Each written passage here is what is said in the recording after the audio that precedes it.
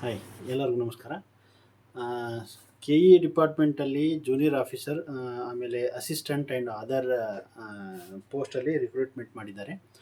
So ಇದರಲ್ಲಿ total post ಬಂದುಬಿಟ್ಟು 387 ಪೋಸ್ಟ್ಗಳು ಬಂದಿದ್ದಾವೆ. So qualification any degree PUC ಮತ್ತು 10th ಮೇಲೆ ಕರೆದಿದ್ದಾರೆ. ಅಂದರೆ ಬೇರೆ ಬೇರೆ ಪೋಸ್ಟಲ್ಲಿ ಬೇರೆ ಬೇರೆ ಕ್ವಾಲಿಫಿಕೇಷನ್ ಪ್ರಕಾರ ರಿಕ್ರೂಟ್ ಮಾಡಿದ್ದಾರೆ. ಸೊ ಏಜ್ ಲಿಮಿಟ್ ಬಂದುಬಿಟ್ಟು 18ರಿಂದ 38 ಏಜ್ ಲಿಮಿಟು. ಸ್ಟಾರ್ಟ್ ಡೇಟು 8ನೇ ತಾರೀಕು 10ನೇ ತಿಂಗಳಿಂದ ಸ್ಟಾರ್ಟ್ ಆಗಿದೆ. ಆಮೇಲೆ ಲಾಸ್ಟ್ ಡೇಟು 31/10, ಅಂದರೆ ಈ ತಿಂಗಳ 31ನೇ ತಾರೀಕಿಗೆ ಈ ಅಪ್ಲಿಕೇಶನ್ ಕ್ಲೋಸ್ ಆಗುತ್ತೆ. ಸೊ ಜನರಲ್ ಮತ್ತು OBC ಅವರಿಗೆ ಕೆ ಇ ಡಿಪಾರ್ಟ್ಮೆಂಟಲ್ಲಿ ಇದು ಪೋಸ್ಟ್ ಕರೆದಿರೋದ್ರಿಂದ ಅಲ್ಲಿ 750 ರೂಪಾಯಿ ಅಪ್ಲಿಕೇಶನ್, ಅಂದರೆ ಕೆ ಇ ಡಿಪಾರ್ಟ್ಮೆಂಟ್ಗೆ ನೀವು ಎಕ್ಸಾಮ್ ಫೀಸ್ ಅಂತ 750 ರೂಪಾಯಿ ಕಟ್ಟಬೇಕಾಗುತ್ತೆ.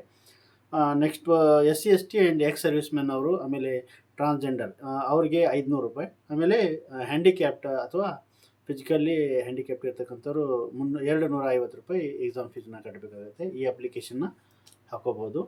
ಸೊ ಇದಕ್ಕೆ ಬೇಕಾಗಿರುವಂಥ ದಾಖಲಾತಿಗಳು ಅದೇ PUC, degree, all marks cards, ಆಮೇಲೆ ಕ್ಯಾಸ್ಟ್ ಇನ್ಕಮ್ಮು, ಅಂದರೆ ನೀವು ಮೀಸಲಾತಿ ಕೇಳ್ತಾ ಇದ್ದರೆ ಅದು ಮೀಸಲಾತಿಗೆ ಸಂಬಂಧಪಟ್ಟಂಥ ದಾಖಲಾತಿಗಳು ನೀವು ತೊಗೋಬೇಕಾಗುತ್ತೆ.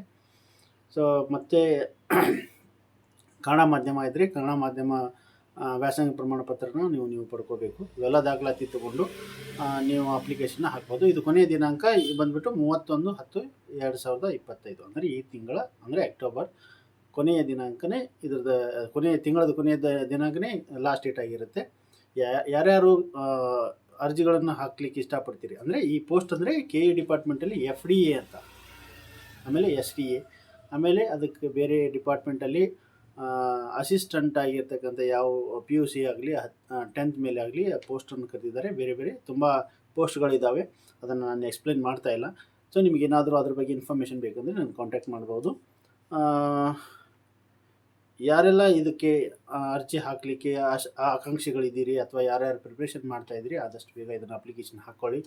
ಸರ್ವರ್ ಇಶ್ಯೂ ಬರೋರೊಳಗೆ ನೀವು ಅಪ್ಲಿಕೇಶನ್ ಹಾಕೋದ್ರಿಂದ ಉತ್ತಮ ಅಂತ ಹೇಳ್ತೀರಿ. ಸೊ ಹೆಚ್ಚಿನ ಮಾಹಿತಿಗಾಗಿ ಮುಮ್ತಾಜ್ ನೆಟ್ ಸೆಂಟರ್ ಅಥವಾ ನನ್ನ ಕಾಂಟ್ಯಾಕ್ಟ್ ಮಾಡಬೇಕು ಅಂತ ಹೇಳಿ ಈ ವಿಡಿಯೋನ ಮುಗಿಸ್ತಾ ಇದ್ದೀನಿ. ಧನ್ಯವಾದಗಳು.